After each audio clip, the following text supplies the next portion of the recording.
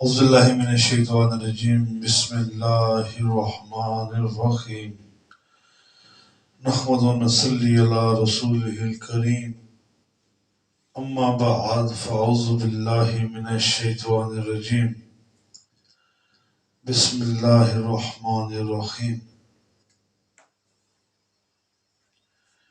قال اللہ تعالی فی القرآن المجید والفرقان الحمید اعوذ باللہ من الشیطان الرجیم بسم اللہ الرحمن الرحیم وَإِذْ قَالَ رَبُّكَ لِلْمَلَائِكَةِ إِنِّي جَاعِلٌ فِي الْأَرْضِ خَلِيفَةً قَالُوا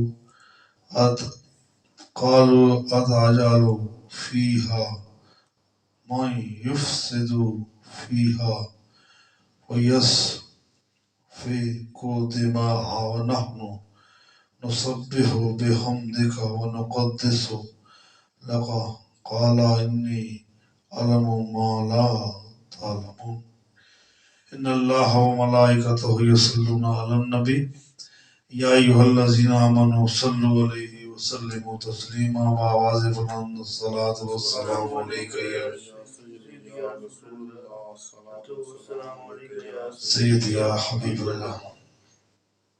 محترم سامعین و حاضرین، درس اصلاح معاشرہ کے سلسلہ میں آج کی نشست آپ احباب کے سامنے پھر سے الحمدللہ پیش کی جا رہی ہے۔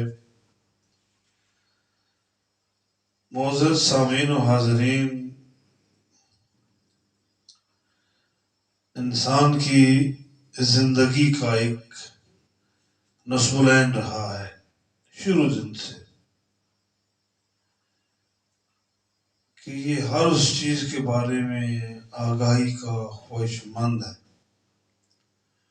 جو ہوتے ہوتے اس کی ذات تک آئے، یا دوسرے معنوں میں یہ کہا جا سکتا ہے کہ انسان تجسس پسند ہے، اسے ان چیزوں سے لگاؤ ہی رہا ہے جو چیزیں ایک ایسی حقیقت کو اس کے روبرو آشکار کریں جو معلومات کے ساتھ ساتھ اس کو جو تجسس کی کیفیت ہے اس کو بھی تسکین پہنچائے۔ آج جس عنوان کا انتخاب کیا گیا ہے، جس کے بارے میں برسوں سے سوچا جا رہا تھا، یا یوں کہا جا سکتا ہے برسوں سے محنت کی جا رہی تھی، آستانِ عالیہ زمزم شریف کے جتنے بھی دروس گزرے ہیں، جتنے بھی سیمینارز گزرے ہیں، کسی بھی موقع پر آج کے بیان پر تفصیلی بات نہیں ہوئی، خال خال باتوں کا ذکر تو کیا جاتا رہا، لیکن تفصیل یا ڈیٹیل کے ساتھ انشاءاللہ آج آپ کے سامنے پیش کیا جا رہا ہے۔ یاد رکھیں، روح زمین پر اللہ کی جتنی بھی مخلوق ہے، اس میں دو مخلوقات ایسی ہیں جو مکلف ہیں، یعنی جو مرضی کسی بڑی طاقت کی اتباع گزار ہیں، یا یوں کہہ سکتے ہیں کسی بڑی قوت اللہ وحدہ لا شریک کی ہے، اس کی تابعداری میں گزار رہی ہے۔ ایک حضرت انسان اور دوسرے یہ جنات، یہ دونوں مخلوقیں اللہ کے ہر حکم کی پابند ہیں، تابعدار ہیں، اور انہی دو مخلوقوں کے لیے یعنی دو مخلوقات کے لیے اللہ تعالیٰ کی ذات نے موت رکھی ہے۔ باقی روح زمین پر جتنی بھی جاندار چیزیں دنیا سے جاتی ہیں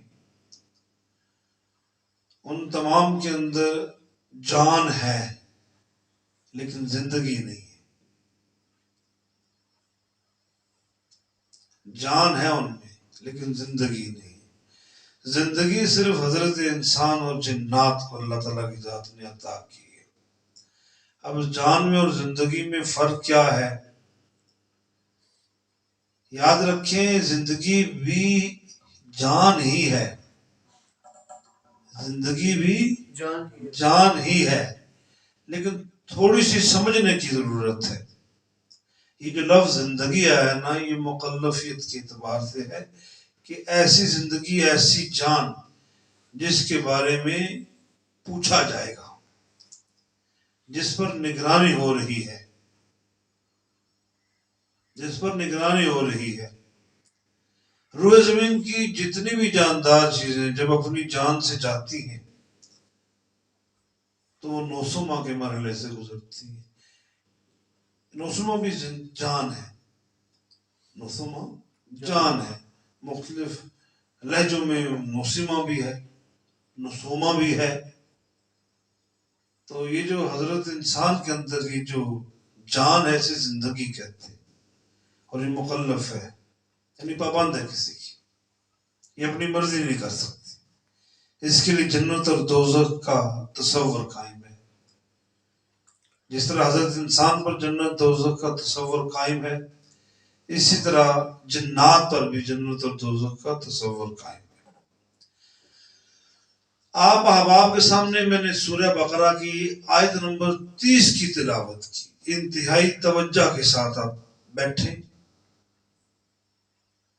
آج کا عنوان آپ سننے والوں کے لیے نہ صرف معلومات ہی معلومات ہے بلکہ حیران کر دینے والے حقائق آج آپ سنیں گے۔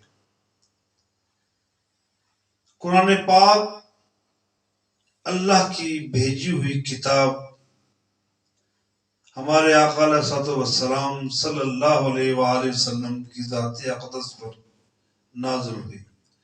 اس کتاب کے بہت شروع میں کہہ دیا لا ریب فیہ۔ پڑھنے والے جب تو آگے جائے گا تو اس میں شک نہ سوچی، شک اپنے اندر نہ آنے دے، تب تو پڑھ سکے گا۔ میں ایک مثال دیتا ہوں، میری تھوڑی نظر کا مسئلہ ہے، تھوڑی نظر میری کمزور ہے، بہت جگہوں پر میں اینک استعمال نہیں کرتا، لیکن جب باریک لکھا ہو تو مجھے اینک استعمال کرنی پڑتی ہے۔ اب یہ اینک کیوں استعمال کی جاتی ہے؟ تاکہ صاف شفاف نظر آئے۔ مقصد ہے صاف اور شفاف نظر آئے۔ آپ یہ سمجھ لیجئے انتہائی باریک بینی ہے، انتہائی باریک لکھا ہوا ہے، اینک کے بغیر نظر شفاف نہیں آتا۔ اسی طرح قرآن پاک کی بھی عقیدت آپ کے دلوں میں اس طرح نہیں اتر سکتی جب تک آپ اس قانون لا ریب فیہ کا چشمہ نہ پہن لیں۔ ٹھیک ہے مطلب، ٹھیک ہے صاحب، جب تک آپ لا ریب فیہ کا چشمہ نہ پہن لیں اس تک آپ کو قرآن پاک کی سمجھ نہیں، آپ کو چشمہ پہننا پڑے گا۔ میں نے مثال دی، ایک مصلحتاً بات آ گئی تو میں نے آپ سے عرض کر دی۔ اللہ حق بات کرنے کی توفیق عطا فرمائے۔ سورہ البقرہ کی آیت نمبر 30 کے اندر ایک اللہ تعالیٰ کا ایک فرمان ہے جو اللہ نے فرشتوں کے سامنے رکھا، پھر آگے سے فرشتوں نے بھی آگے سے انٹروگیٹ کیا، استفسار کیا، کیفیت استفہامیہ قائم ہوئی۔ جیسے سماعت کریں، وَإِذْ قَالَ، اور جب کہا، اور جب کہا، وَإِذْ قَالَ، اور جب کہا تیرے رب نے، لِلْمَلَائِكَةِ، فرشتوں سے، انی جاعل، بے شک میں قائم کرنے والا ہوں، بنانے والا ہوں، بھیجنے والا ہوں۔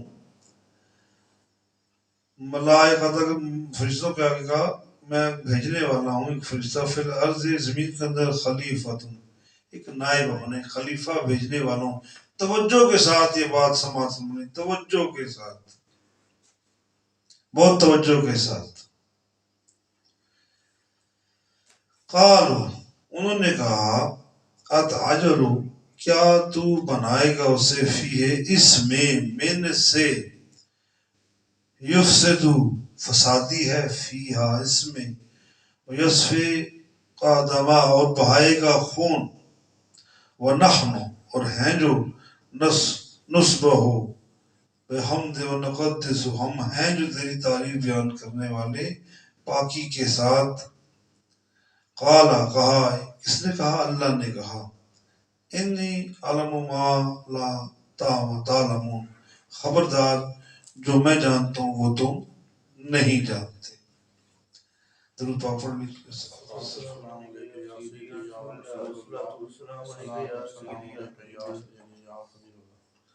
جی اب رستہ ہموار ہو گیا ہے، اب محبت کے ساتھ اس موضوع پر بات کرتے ہیں.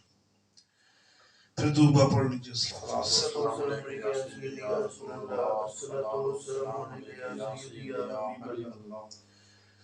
اللہ تعالیٰ کی ذات نے فرشتوں کو اپنا ایک پیغام دیا، اپنا ایک حکم سنایا، مشورہ نہیں لیا. اللہ نے اپنا حکم سنایا کہ بے شک میں زمین پر ایک نائب پیدا کروں گا، ایک خلیفہ پیدا کروں گا. اور فرشتوں نے کہا اے خدائے پاک، تو زمین میں اسے پیدا کرے گا جو شر فساد کرے گا، خون بہائے گا. اے مالک، ہم ہیں جو تیری تعریف بیان کرنے کے لیے صبح و شام، ہر ویلے، ہر وقت ہم تیری تعریف بیان کرتے ہیں.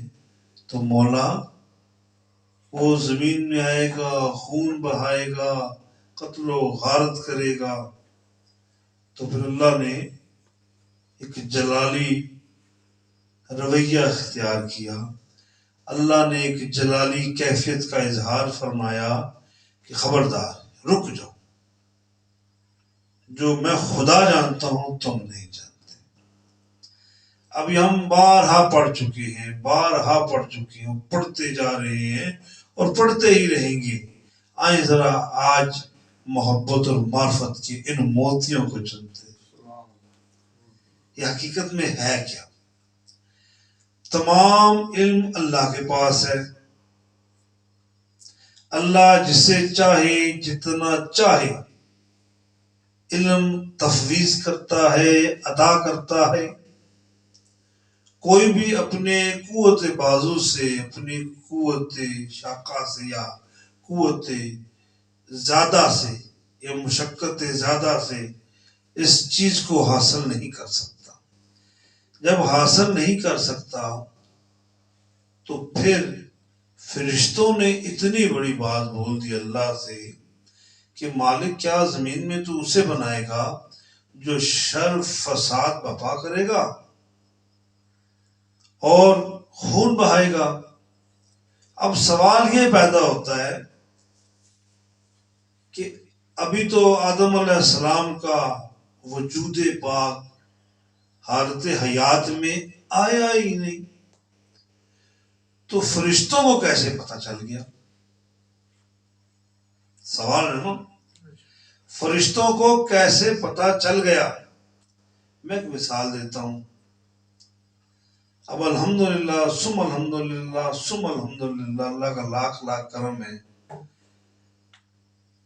مجھے اور محترم آپ کو بیت اللہ شریف کی حاضری نصیب ہوتی رہی، الحمدللہ آگے بھی ہوتی رہے گی. اور جو احباب نہیں گے ان بیچاروں کو کیا پتا رکنے کی معنی کیا ہے، انہیں صفا مروہ کا کیا پتا،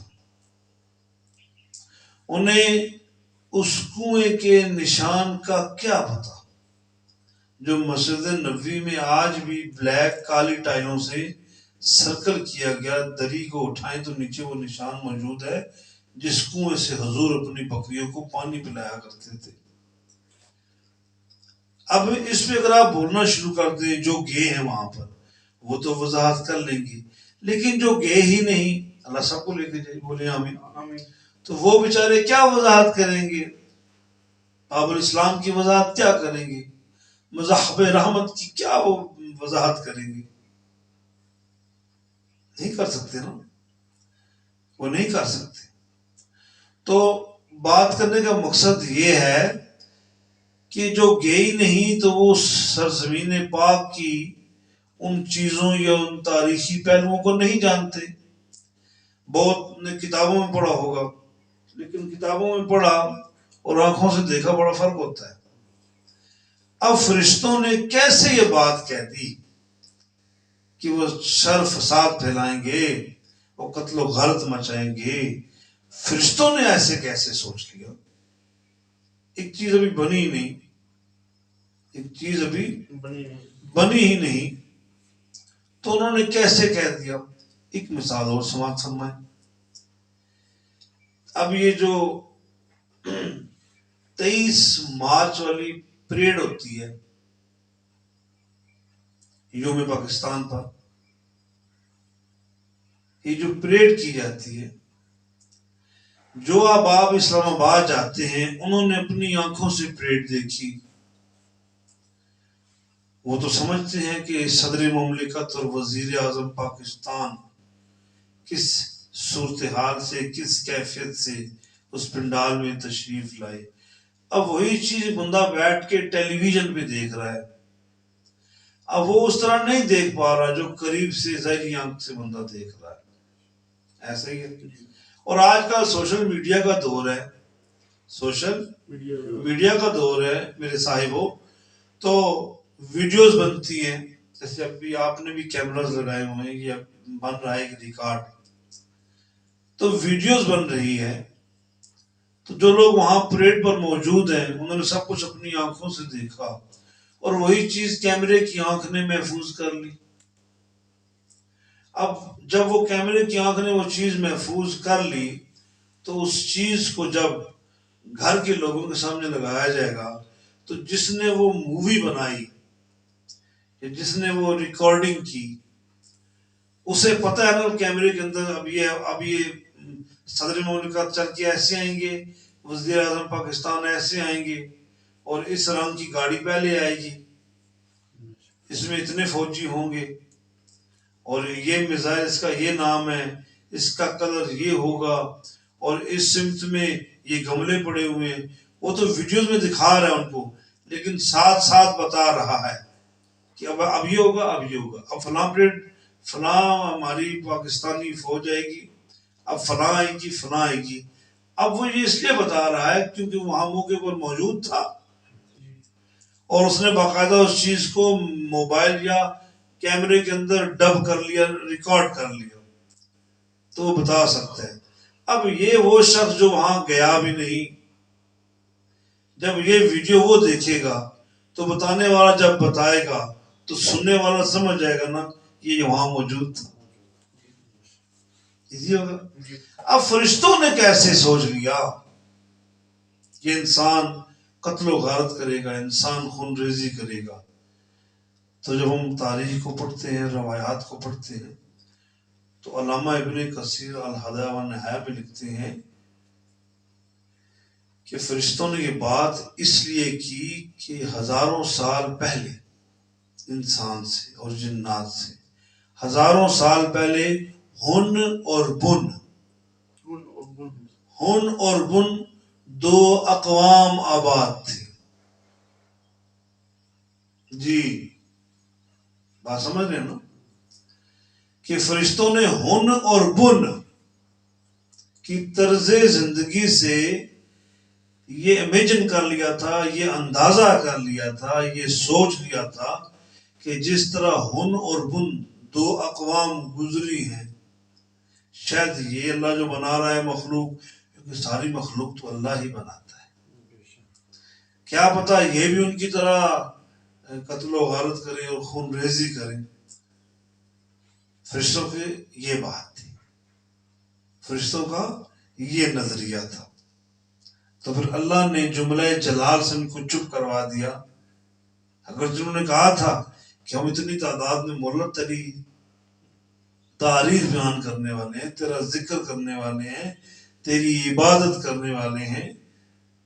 تو رب نے جب ان فرشتوں کے منہ سے سنا تو جب رب نے کہا نا خبردار جو میں جانتا ہوں وہ تم نہیں جانتے، تو یہاں یہ بات سمجھ آتی ہے کہ اللہ نے کسی خوب تر چیز کا انتخاب کیا، کسی خوب تر ذات کا انتخاب کیا، اور وہ ذات حضرت انسان ہے. حضرت انسان سے پہلے زمین پر جو سلسلے یا سلاسل مخلوق کے تھے ہم ان کے بارے میں آج بات کریں گے. ہن اور بن کے بارے میں آپ نے سماعت کیا. یہ جنات سے قبل کی مخلوق ہے اور ان کو فرشتے دیکھ چکے تھے، لہذا انہوں نے یہ قیاس کیا کہ شاید انسان بھی ہن اور بن کی طرح بہت قتل و غارت کرتے تھے. روایات میں ان کے مختلف قد و کاٹ لکھے ہوئے ہیں، ان کے جان جثے لکھے ہوئے ہیں، اور تاریخ میں ان کا ذکر ملتا ہے.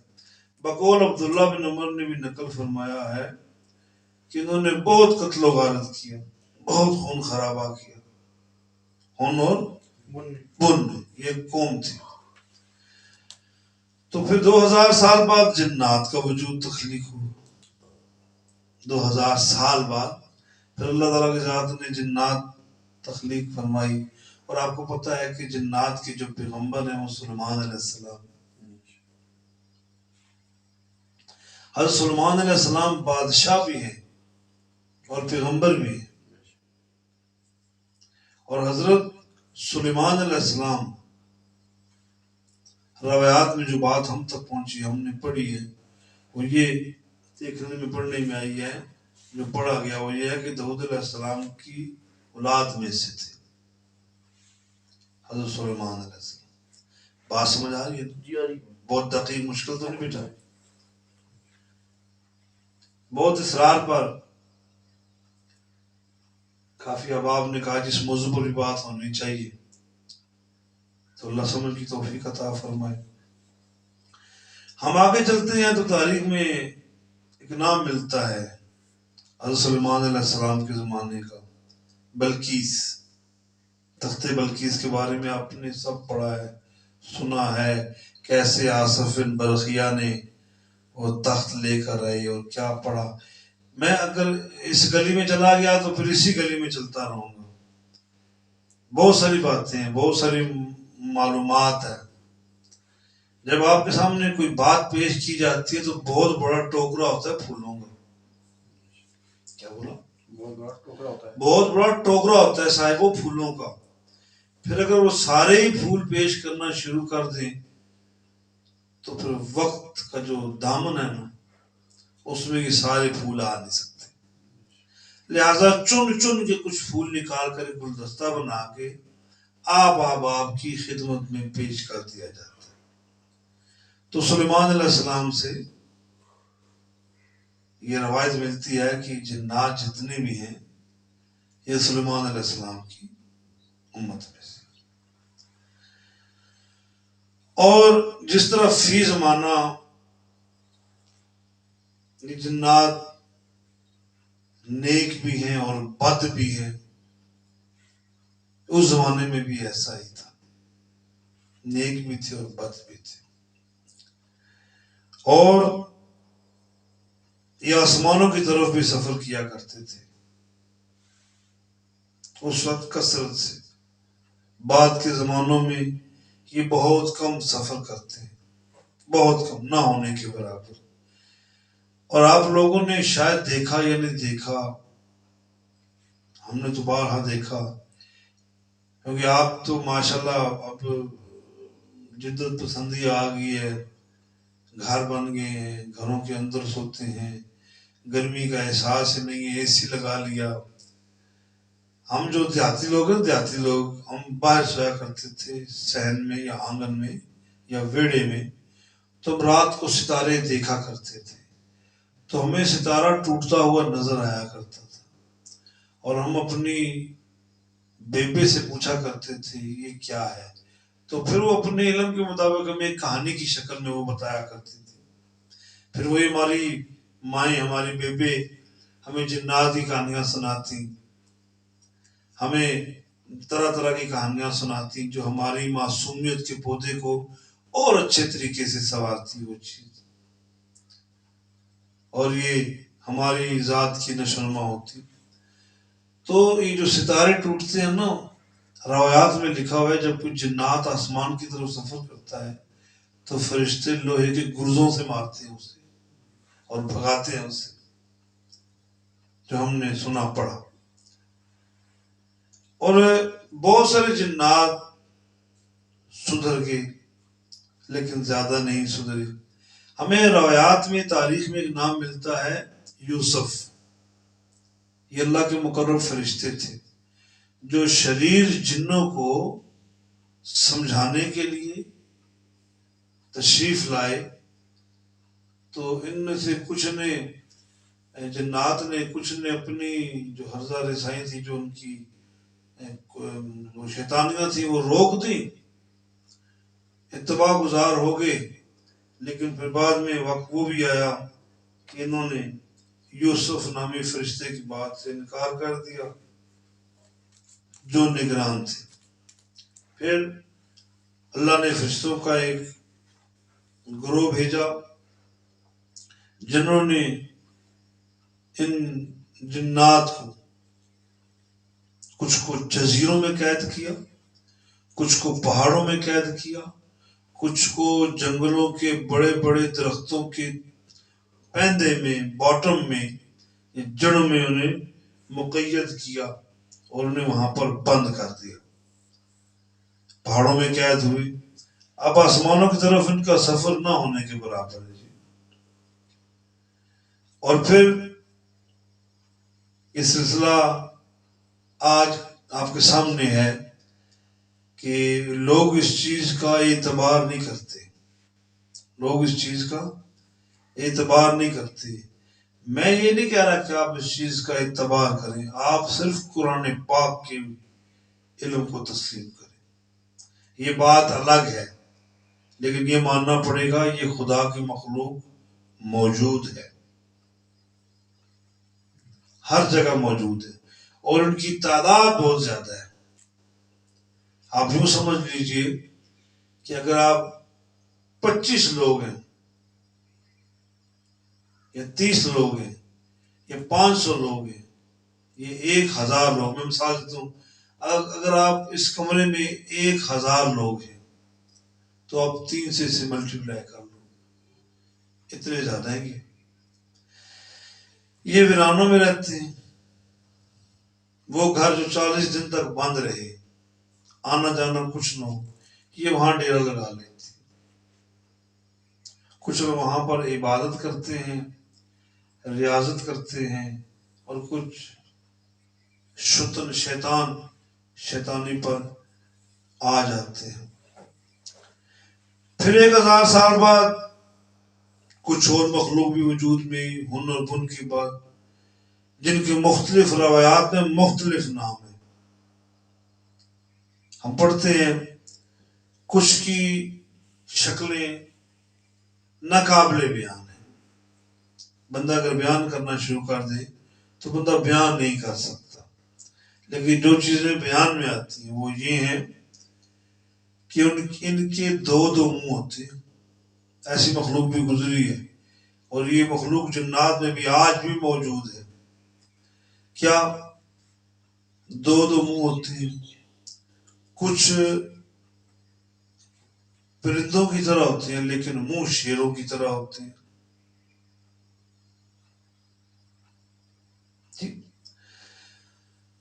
ان کے جو دھڑ ہیں وہ پرندوں والے ہیں لیکن منہ شیروں والے ہیں، لمبی دم ہے اور مکھیوں کی طرح بن بناتے ہیں، مکھیوں کی طرح بن بناتے ہیں۔ کچھ کے چہرے انسان جیسے اور کمر اور گردن کچھوے کی مانند ہے۔ ابھی جنہوں نے دیکھی ان کو پتہ ہے، اور جنہوں نے روایت میں لکھا ہے، جن بزرگوں نے یہ لکھا ہے، انہوں نے اپنے تجربات سے لکھا ہے۔ کیونکہ سروں پر سینگ ہوتے ہیں، جسم پرندوں جیسے ہوتے ہیں، کچھ کتے کی طرح بھونکتے ہیں، کچھ کے دانت نوکیلے چھری اور خنجر کی طرح ہوتے ہیں، کچھ کے جسم پر کانٹے ہوتے ہیں لوہے کے، کچھ ایسے ہیں جن کے کان ہاتھی کی طرح اور جسم چوہے کی مانند یا سانپ کی مانند ہوتا ہے، کچھ ایسے ہیں جن کا وجود گائے کی طرح ہے اور چہرہ کتے کی طرح ہے۔ 18,000، بعض روایات میں 36,000 بولیاں یہ بولتے ہیں۔ پھر اس کے بعد وقت چلتا گیا، پھر ان کی جو شروع کی شکل تھی یا شروع کی جو قسم تھی اقسام تھی وہ 28 تھی، 28، پھر بعد میں 120 ہوگی، اور بقول عبداللہ بن عمر رضی اللہ عنہ فرماتے ہیں کہ 10، 20، 1020 تک بھی ان کی نسل یا اقسام ہے۔ ہن کو چھوڑ کر جو بن تھے، اب ہن بن کی بات دوبارہ آ رہی ہے، ہن کو چھوڑ کر جو بن تھے ان کی نسل مر جانے کے بعد شروع ہوتی تھی۔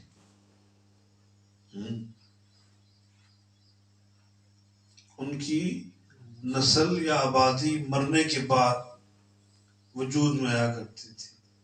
اب بن اور ہن کی الگ الگ تشریح روایات سے ملتی ہے۔ پہلے آپ بن کی تشریح سماعت فرمائیں۔ ان کی قسم کیڑوں جیسی ہوا کرتی تھی۔ اللہ نے کیسی کیسی مخلوق میں بولے سبحان اللہ، سن کر پڑھ کر ایک عجیب سی کیفیت بندے کے دماغ پر طاری ہوتی ہے۔ بن ان کی قسم کیڑوں جیسی ہوا کرتی تھی اور بڑھتے بڑھتے انسان کی طرح ہو جایا کرتی تھی اور بوڑھی ہو کر مر جایا کرتی تھی۔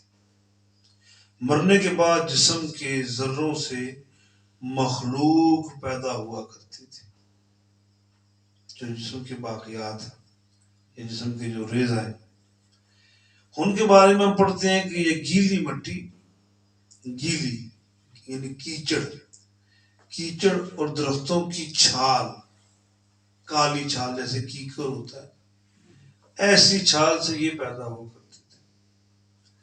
جب یہ مخلوق زمین پر چلا کرتی تھی، اس کے پیدا ہونے کے بعد سے اس کے جوان ہونے تک ایک درمیان میں ایک وقت ہوا کرتا تھا۔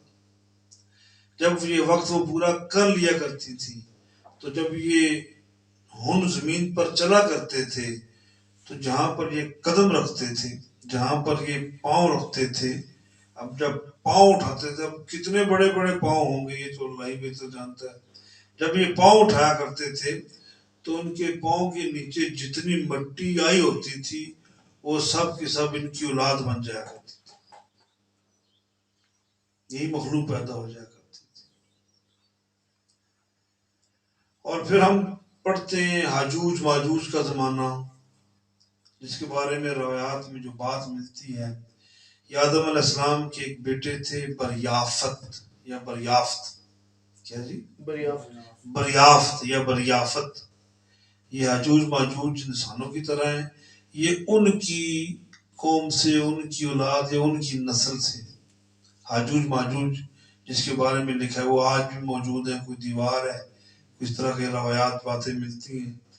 بعد میں اس لیے سنبھل کے سمیٹ کے کر رہا ہوں کہ میں باتیں کرتے کرتے کہ یہ اور نہ نکل جاؤں۔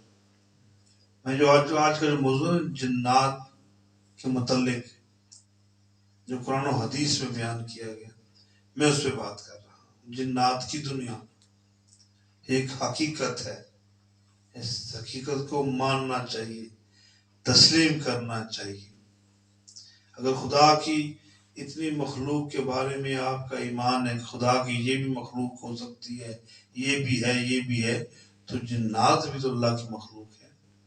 نادان ہے وہ لوگ جو اس چیز کا انکار کرتے ہیں۔ آگے چل کے بتاؤں گا ڈپریشن، انزائٹی اور جنات یہ کیا ہے، یہ جو موجودہ ایک سیٹ اپ چل رہا ہے یہ کیا ہے۔ آج کی گفتگو بڑی معنی خیز ہے، بڑی توجہ طلب ہے۔ خیر، پھر حاجوج ماجوج کے بارے میں پڑھتے ہیں جو بریافت کی اولاد میں سے تھے. دیکھیں جی، آپ کو میں شروع میں بتا چکا ہوں کہ انسان مکلف ہے اور جنات بھی مکلف ہے. یعنی یہ کسی کے حکم کی پابند ہے.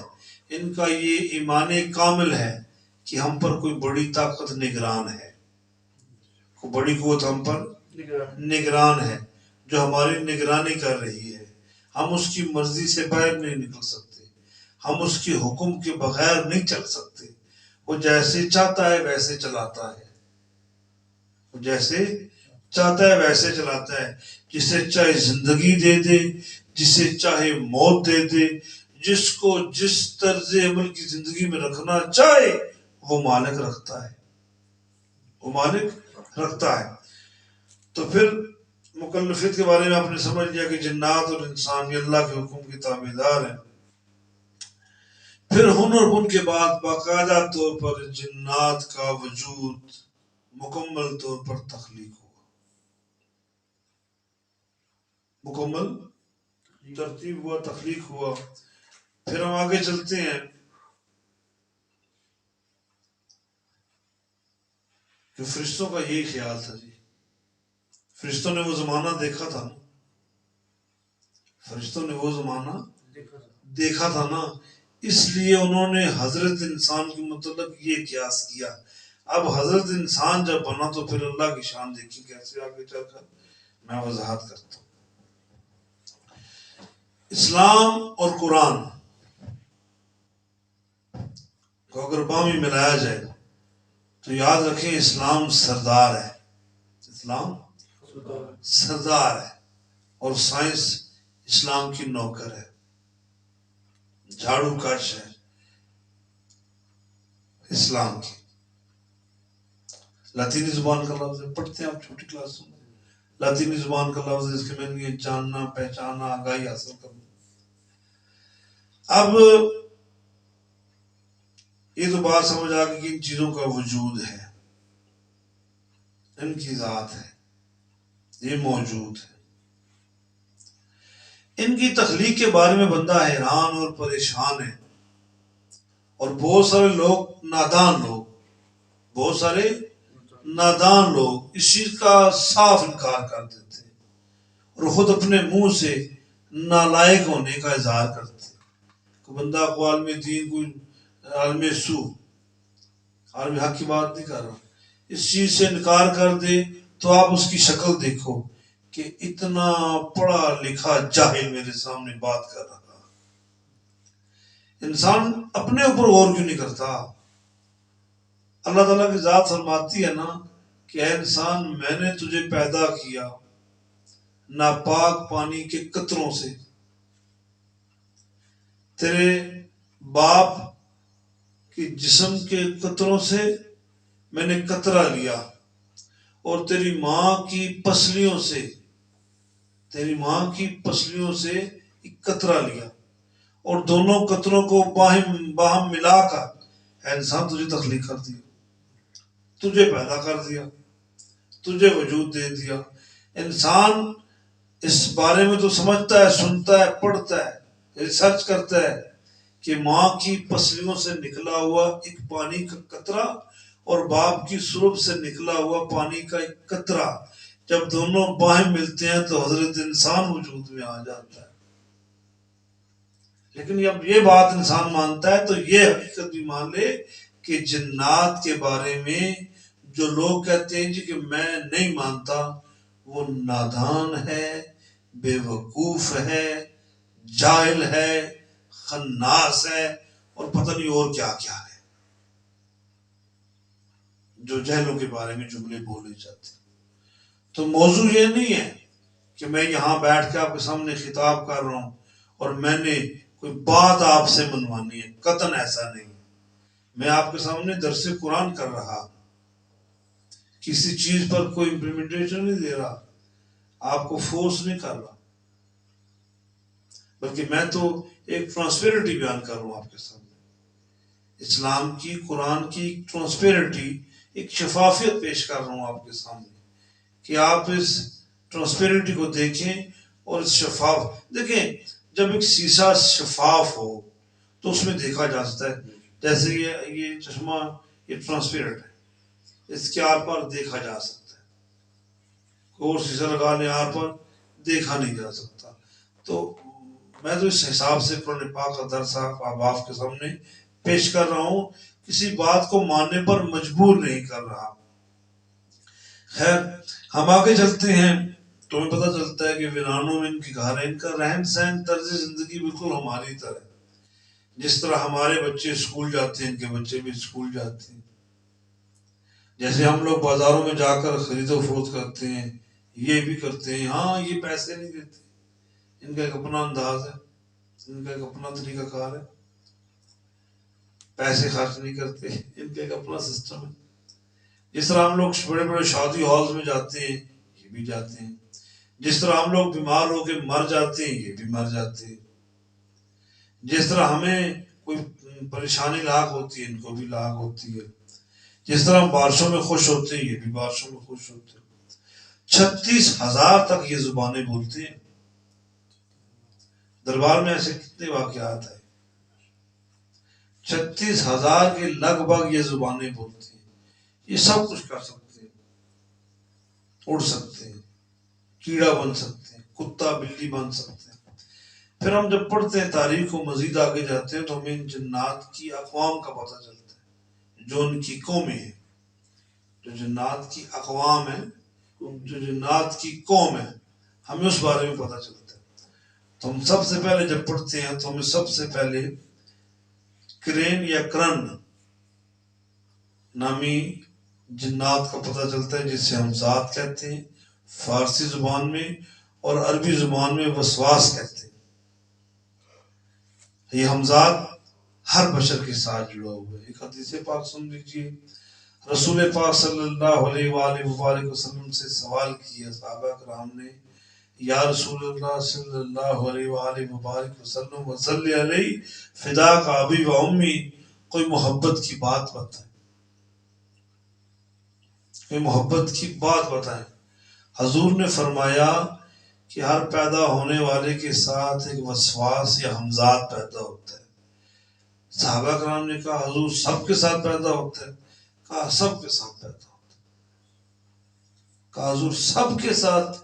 حضور نے فرمایا روح زمین پر جتنے بھی لوگ پیدا ہو چکے جو ہوں گے ہر ایک کے ساتھ پیدا ہوتا ہے. یا رسول اللہ صلی اللہ علیہ وسلم فداک ابی و امی، اور وضاحت فرمائے. حضور نے فرمایا کہ جو بچہ روتا ہے، ری ری کرتا ہے، اپنے جسم کو اکڑا لیتا ہے، اس میں زور آ جاتا ہے، مٹھیاں میچ لیتا ہے اور روتا ہے اور ہاتھ پاؤں مارتا ہے، تو یہ وہ ہمزاد یا وسواس اسے اس وقت تنگ کر رہا ہوتا ہے. حضور سب کے ساتھ پیدا ہوتا ہے؟ سب کے ساتھ پیدا ہوتا ہے. حضور ہر ایک کے ساتھ پیدا ہوتا ہے؟ ہاں میرے صحابہ ہر ایک کے ساتھ پیدا ہوتا ہے. حضور کیا آپ کے ساتھ بھی؟ حضور نے فرمایا جی ہاں. حضور پھر کیا ماجرا ہوا؟ حضور نے فرمایا جب محمد صلی اللہ علیہ وسلم دنیا میں تشریف لائے، ختنہ شدہ ناف بریدہ، تو جب دیکھا نا اس نے چہرہ والدہا، تو اس نے بھی پڑھا لا الہ الا اللہ محمد رسول اللہ، تو اس نے بھی کلمہ پڑھ دیا. تو پہلی قسم ہے جی ہمزاد یا کرین. دوسری ہے نس نس. یہ جنات جنسی طور پر بندے کو تنگ کرتے ہیں، عورت کے سامنے مرد کی شکل میں، مرد کے سامنے عورت کی شکل میں، یہ اپنی غلیظ حرکتیں کرتے ہیں. نیک بھی ہیں، یہاں بروں کی بات بھی ہو رہی ہے، نیکوں کی بات بھی ہو رہی ہے. اس کے بعد ہے تیسرے جنان. چوتھے ہیں ہاتف. ہاتف مختلف آوازیں نکالتے ہیں. رات کے پہر اگر آپ کو عجیب و غریب آوازیں ہیں تو یہ روتے ہیں اور انتہائی ڈراؤنی آوازیں نکالتے ہیں. اور خاص کر ان کے اندر یہ صلاحیت ہوتی ہے کہ یہ ملتی جلتی آوازیں جو آپ کے اپنے لوگ ہیں اس آواز میں آپ کو پکارتے ہیں. میرے ساتھی ہیں، انہوں نے مجھ سے بات کی، وہ اس سلسلے میں کافی ماشاءاللہ پیش ہے. انہوں نے کہا جی سردیوں کی رات تھی اور میں کسی مقام سے گزر رہا تھا، تو مجھے ایسے لگا جیسے جھاڑیوں میں میرا بیٹا رو رہا ہے. یہ واقعہ مجھے پہلے میں نے سنایا تھا. میرا بیٹا رو رہا ہے. تو میں نے کہا میں تو گھر چھوڑ آیا اور یہاں اتنے دور گھاس پھوس میں وہ رو رہا ہے. تو دل میں خیال آیا کہ میں جا کے دیکھوں تو صحیح. بڑے درد سے پکارا تھا، ابا جان میرے پاس آئیں،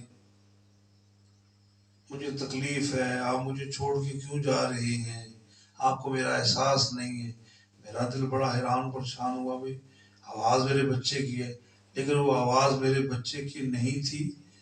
وہ تب جب میں نے پتھر کنکر پھینکا اس گھاس میں تو خاموشی ہوگی اور ایک عجیب سی کھسیانی آواز میں ہنسی کی آواز میں نے سنی.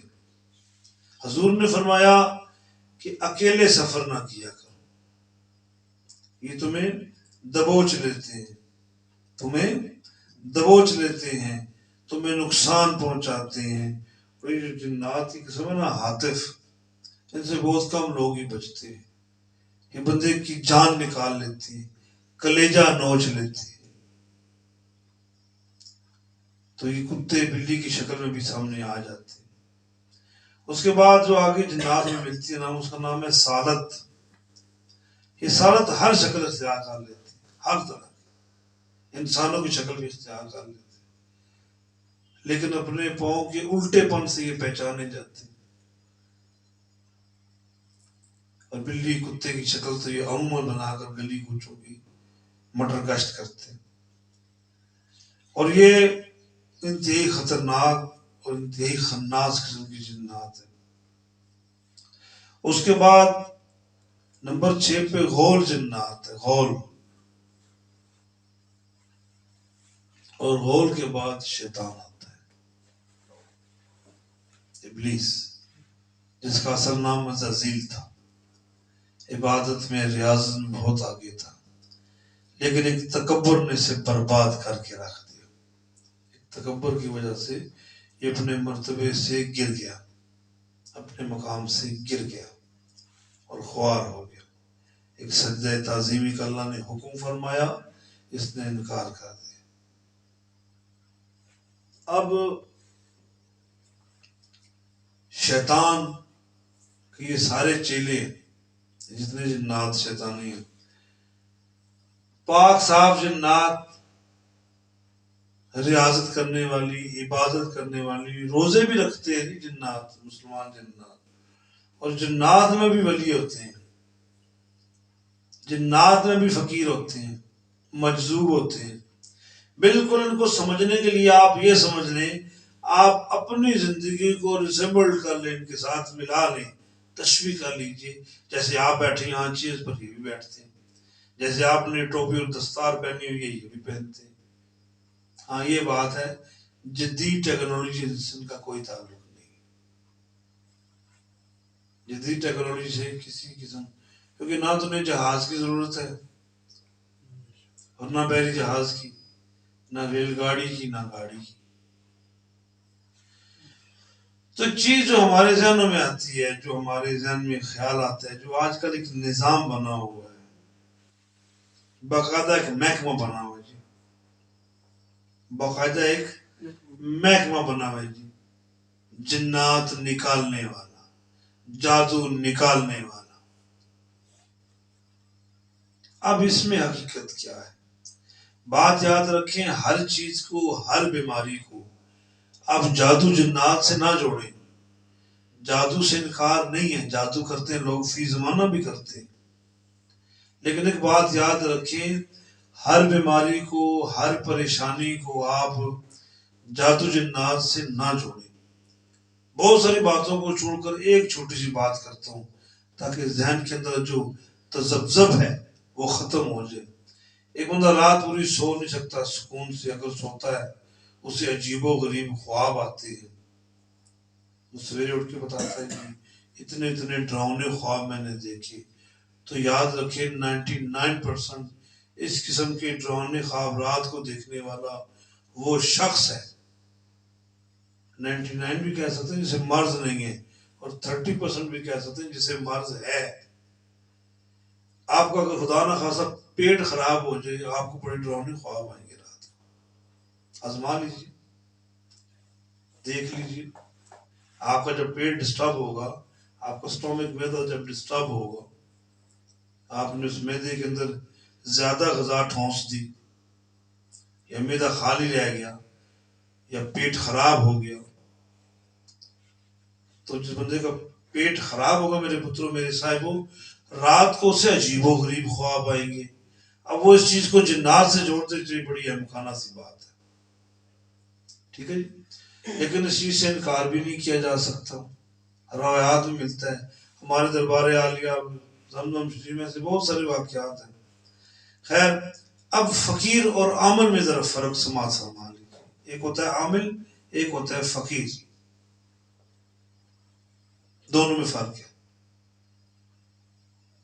فقیر فقر سے نکلا ہے، یہ عامل کے ساتھ نہیں ملتا، اور عامل جتنی مرضی کوشش کر لے وہ فقیر نہیں بنتا، ولی نہیں بن سکتا، وہ کبھی نہیں بن سکتا، جو مرضی کر لے، یہ اللہ کی تقسیم ہے۔ تو جو بندے، جو آج کل یہ جدید سوچ والے، یہ زرق برق لباس پہننے والے اور زندگی کو اپنی موج مستی میں جینے والے پڑھے لکھے لوگ، میں جانتا ہوں، میں نام یہاں نہیں ہوتا، کیمرہ نام نہیں لینا چاہتا، اتنے پڑھے لکھے لوگ کہتے ہیں جی جنات تو ہے ہی نہیں، تو پھر لارے وفی کہاں گیا ہے صاحب؟ پھر لارے وفی بھی کہاں گیا؟ اور جی ہم نہیں مانتے، پھر لارے وفی کہاں گیا؟ اور جی ہے ہی نہیں، یہ لوگوں نے ڈھکوسلا بنا لیا، پھر لارے وفی کہاں گیا؟ اور جی یہ لوگوں نے کاروبار بنایا پیسے بنانے کا، پیسے لیتے ہیں، اپنے معاملات زندگی کے چلاتے ہیں، تو پھر لارے وفی کہاں گیا؟ تو ایسے جاہلوں سے، ایسے بیوقوفوں کے ٹولے سے بچنا چاہیے۔ میں نے شروع میں کہہ دیا کہ ہر بیماری کو جادو جنات سے نہ جوڑیں، کسی اچھے ڈاکٹر سے دوائی لیں، آپ اچھے طبیب سے دوائی لیں، کیا پتہ بیماری ہو اور آپ نے ایسے ہی نظام بنا لیا جی مجھے کچھ جادو ہو گیا ہے، تعویذات ہو گئے ہیں، کسی نے کچھ کر دیا ہے۔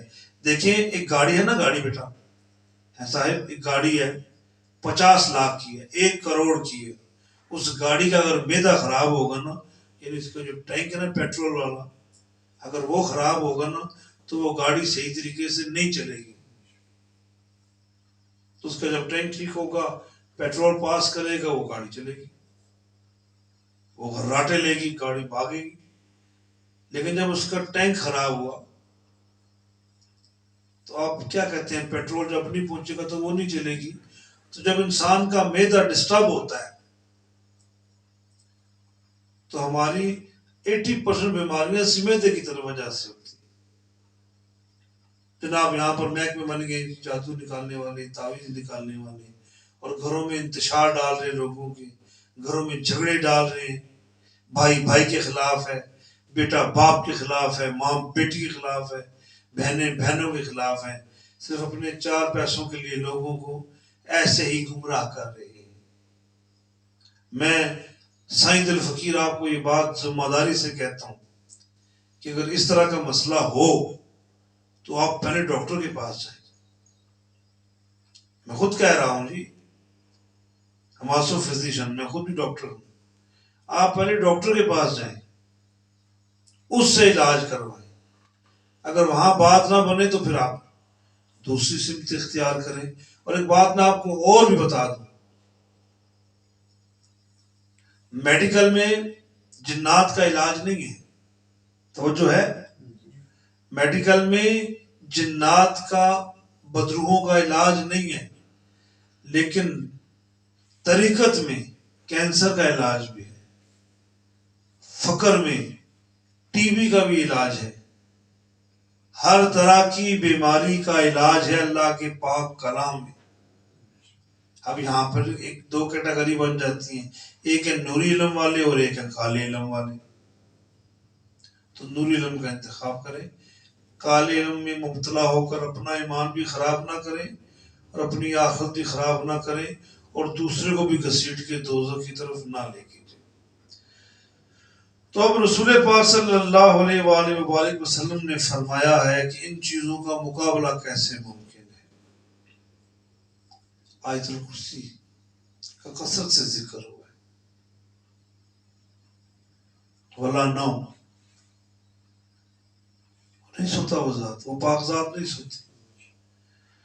آیت الکرسی بڑا مجرب اور بڑا کارآمد وظیفہ ہے، یہ آپ پڑھتے رہا کریں.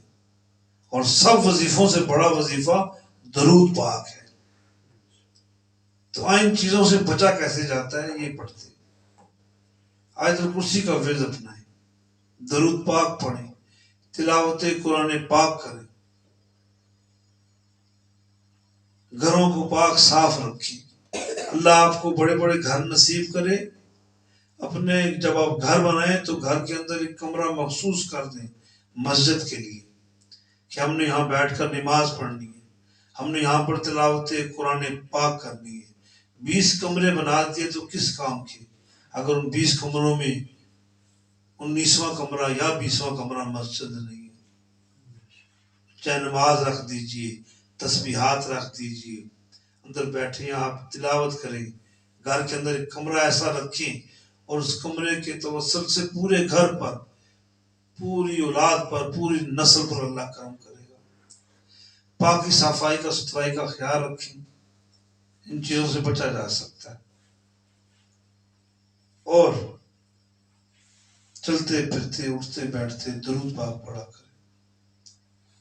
اپنے گھروں کے اندر اسلام کی روشنی کو پھیلائیں.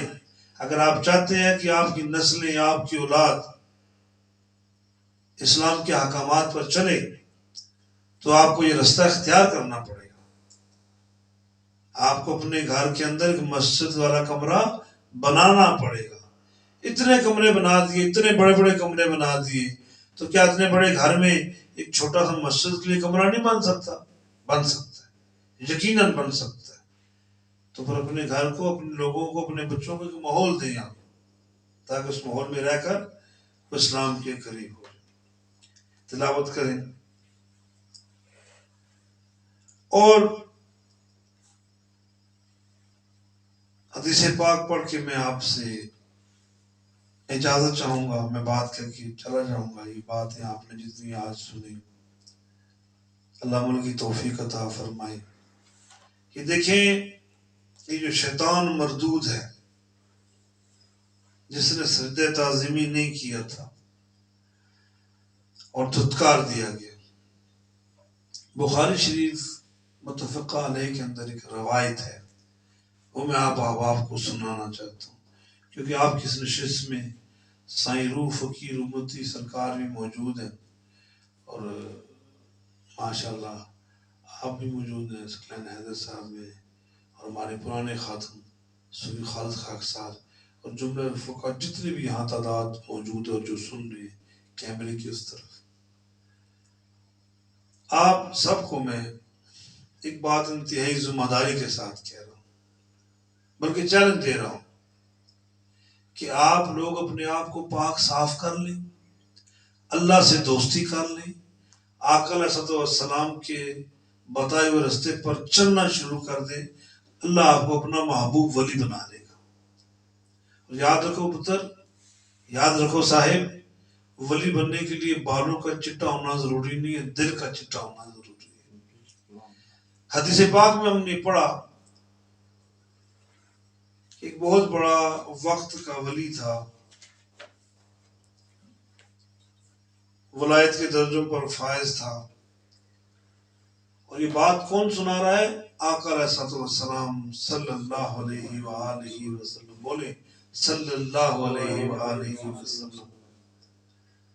تو حضور یہ روایت سنا رہے، یہ بات سنا رہے اپنے صحابہ کرام کا. میرے صحابہ بہت رب کا پرہیزگار بندہ تھا،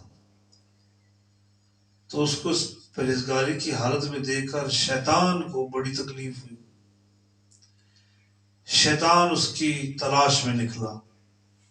انہیں وعدہ کیا تھا شیطان نے، میں بھی آخری سانس تک چھوڑوں گا نہیں. تو اس نے دیکھا کہ ولی جو ہے وہ نماز پڑھ رہا ہے، ذکر کر رہا ہے، دعائیں مانگ رہا ہے، رو رہا ہے. تو اس نے مصلی بچھا لیا.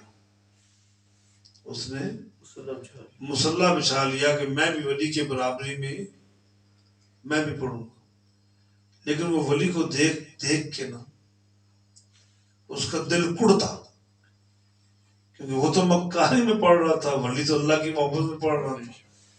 خیر اس نے ایک چال سوچی. اس نے ایک چال سوچی. درود پاک پڑھ.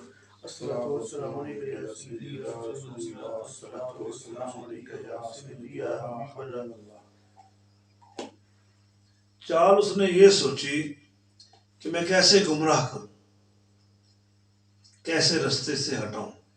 وہ جو اللہ کا ولی عبادت کر رہا تھا تو اس نے روپ اختیار کر کے باہر تھوڑا سا دور اس نے بھی عبادت شروع کر دی. اب ولی دیکھتا ہے ایک بار کو بندہ ہے عبادت کر رہا ہے، لیکن وہ تو مکار تھا، یہ تو اخلاص پر تھا. اس اللہ کے ولی کے دل میں خیال آیا کہ باہر موسم خراب ہونے کی وجہ سے دقت ہے، پریشانی ہے، تو اسے قریب میں ذکر اذکار کرنے کی اجازت دے دی. عبادت کرتا کرتا کرتا کرتا بہت وہ لمبے لمبے سجدے، وہ لمبی لمبی نمازیں، وہ لمبے لمبے جناب مراقبے، وہ بڑی لمبی لمبی عبادت کرتا. اب اس نے جب یہ روح اختیار کیا تو جو ولی تھا نا اس کے دل میں یہ خیال گزرا کہ شاید یہ مجھ سے آگے ہے. جس طرح آج ہمارے سادہ لوگ سنی کہتے ہیں جی یہ دوسری جماعت والے یہ بڑی چلے لگاتے ہیں، بڑی عبادات کرتے ہیں، تو پتہ نہیں ان کے پاس. خیر میں لوگوں کو یہاں ذکر نہیں کرنا چاہتا. تو اس نے وہاں بابے کے پاس آ کر ٹائم گزارا، اور جب ٹائم پورا گیا تو شیطان نے کہا اب میں چلتا ہوں. یہ بات کرنے والا جو ولی تھا نوجوان تھا. کہا بیٹا میں چلتا ہوں، تم نے بڑی میری خدمت کی ہے، تمہارا لایا ہوا کھانا میں نے بھی کھایا ہے، تم نے مجھے جگہ دی ہے، تو بیٹا میں جاتے جاتے تمہیں ایک بات بتانا چاہتا ہوں. اب اس نوجوان ولی نے کہا جی بتاؤ بابا کیا کہنے. بابا نے کہا میں تمہیں کچھ منتر بتاتا ہوں، کچھ بات بتاتا ہوں، تم جس کسی بیمار پر پڑھ کے دم کرو گے وہ ٹھیک ہو جائے گا. سکھا کے چلا گیا. پھر یہ شیطان جو یہاں پر ولی کی شکل میں مکر و فریب کر کے اسے بیوقوف بنانے کے بعد پھر وہ بادشاہ وقت کے پاس چلا گیا. اس کی بچی کے اندر جنات کا حلول کرا دیا، اس کے اندر جنات آ گئی، بیمار پڑ گئی. اب میں تو حیران اس بات پہ ہوں کہ جو اتنے پڑھے لکھے جاہل ہیں، اتنے پڑھے لکھے جاہل ہیں، کیوں نہیں اسلام کی تعلیمات پڑھتے. میں شروع میں کہہ چکا ہوں میں اپنا فیصلہ آپ پر مضبوطی سے ٹھوس نہیں رہا. میں آپ کو ایک واقعہ، ایک ترتیب، ایک اصلاح معاشرہ کے عنوان پر بات کر رہا ہوں آپ سے. ماننے نہ ماننے یہ آپ پر ڈیپینڈ کرتا ہے، لیکن مجھے یقین ہے کہ جن احباب نے یہ میرا خطاب سنا ہے بہت ساری باتوں میں انہیں سمجھ آ گئی. پھر تعویذ کی بات کر کے بات ختم کروں گا انشاءاللہ. تعویذ تک بات ختم ہوتی ہے. خیر اس بچی کے اندر جنات آ گئی، بیمار ہو گئی. بادشاہ کو پتہ چلا جی فلاں جگہ اللہ کا ولی بیٹھا ہوا ہے، وہ دم کرتا ہے بندہ ٹھیک ہو جاتا ہے. بادشاہ بیٹی کو لے کر وہاں گیا، دم کیا، بچی ٹھیک ہو گئی. بادشاہ بڑا خوش ہوا. پھر کچھ دنوں بعد وہ چیز آ جاتی، دم ہوتا، پھر ٹھیک ہو جاتی. اب اس بادشاہ کا اس بابے نوجوان جو تھا اس پر اتنا یقین، تیقن، اس قدر تیقن قائم ہو گیا کہ اس کے بغیر کوئی بھی کام نہ کرتا، ہر بات کا مشورہ بابے سے لیتا. اب سنتے جائیں شیطان کی چال. اب بادشاہ کو کسی مہم پر جانا پڑا اپنے بیٹے کے ساتھ، ایک جنگ پر جانا پڑا، اور یہ خیال گزرا کہ گھر میں جوان بیٹی ہے. اپنے دوست کے پاس گیا، میری بیٹی کو اپنے گھر میں رکھ لو، میں جا رہا ہوں ایک محاذ پر. کہا نہیں بھائی میرے بیٹے جوان ہیں، تمہاری بیٹی کو گھر میں نہیں رکھ سکتا. دوسرے دوست کے پاس بھی کہا نہیں میرے بھائی جوان ہیں، میں تمہاری بیٹی کو گھر میں نہیں رکھ سکتا. خیر گھومتے پھرتے بادشاہ کے بیٹے نے کہا بابا جان اسی بابا کے پاس نہ جائیں جس سے بچی ہماری بہن ٹھیک ہوئی ہے، ان کے پاس چھوڑ دیتے ہیں. وہ لے کے بیٹی کو وہاں پہنچا بادشاہ. تو جب اس نے اپنی خواہش کا اظہار کیا تو ولی نے کہا، جو بابا وہ نوجوان تھا، اس نے کہا نہیں اس بات کی میں آپ کو اجازت نہیں دے سکتا. کہا مجھے آپ پر بھروسہ ہے، آپ پر ٹرسٹ ہے، اور سب سے بڑی بات ہے میں اگر چلا جاؤں گا تو پیچھے یہ بیمار ہوگی تو پھر کون دیکھے گا اس کو. اب یہ بات بابا کو بڑی دل پہ لگی. بابا نے کہا پھر ایسے کرو وہ دور مہمان خانے ہیں، ان مہمان خانوں میں یہ ٹھہرے گی، ان میں یہ ٹھہرے گی. ٹھہرا دیا. اب شیطان تھا اس بچی کے اندر، شیطان نے حلول کیا. وہ بچی بابا کی ذات میں دلچسپیاں لینا شروع کر دیا، پانی بھرنا شروع کر دیا، بابا کے لیے کپڑے دینا شروع کر دیے. بابا کو غصہ آیا کہ تو سامنے نہ آیا کر. خیر اس نے شیطان نے اپنی چال نہ چھوڑی. اس بار کھڑی ہوگی مسلح پر، اس نے نماز شروع کر دی، ذکر شروع کر دیا، اوراد پڑھنا شروع کر دی. بارش ہوئی، سردی کا موسم تھا. تو کھڑکی سے کہتی ہے کہ بابا جی اگر آپ اجازت دیں تو میں آپ کے کمرے کے ساتھ جو پیچھے کمرہ ہے اس میں اپنی عبادت کر لیا کروں. بابا نے کہا ٹھیک ہے بیٹی بنی ہوئی ہے کر لو. تو شیطان اپنی چال چل رہا تھا. پھر کرتے کرتے قصہ مختصر وہ قرب پاتی گئی اور یہ اللہ والے سے بدکاری ہو گئی.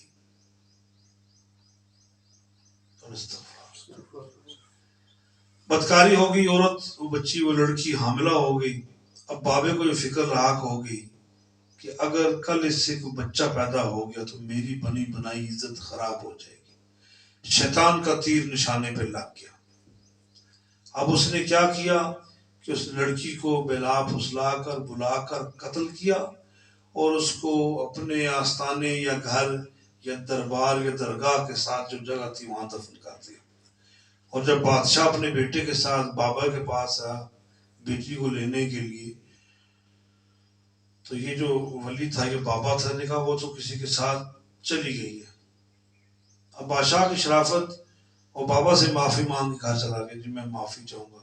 رات خواب میں وہ شیطان آ گیا، کہا تیری بیٹی کو اس نے اس عمر سے گزارا ہے اور وہ حاملہ ہو گئی اور خوف سے اس نے اسے قتل کر دیا ہے.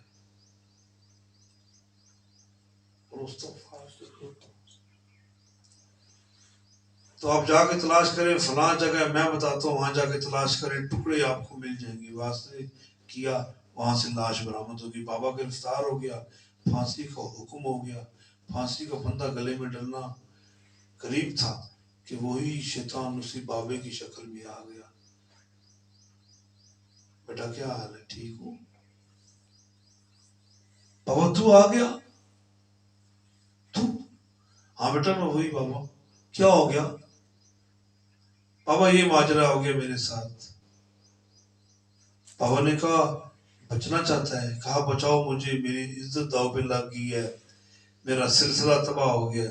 بابا شیطان کہنے لگا میں بچاؤں گا تمہیں، پھندے سے نکلوا لوں گا، آزاد کروا لوں گا، تم نے تو مجھے آزمایا ہے.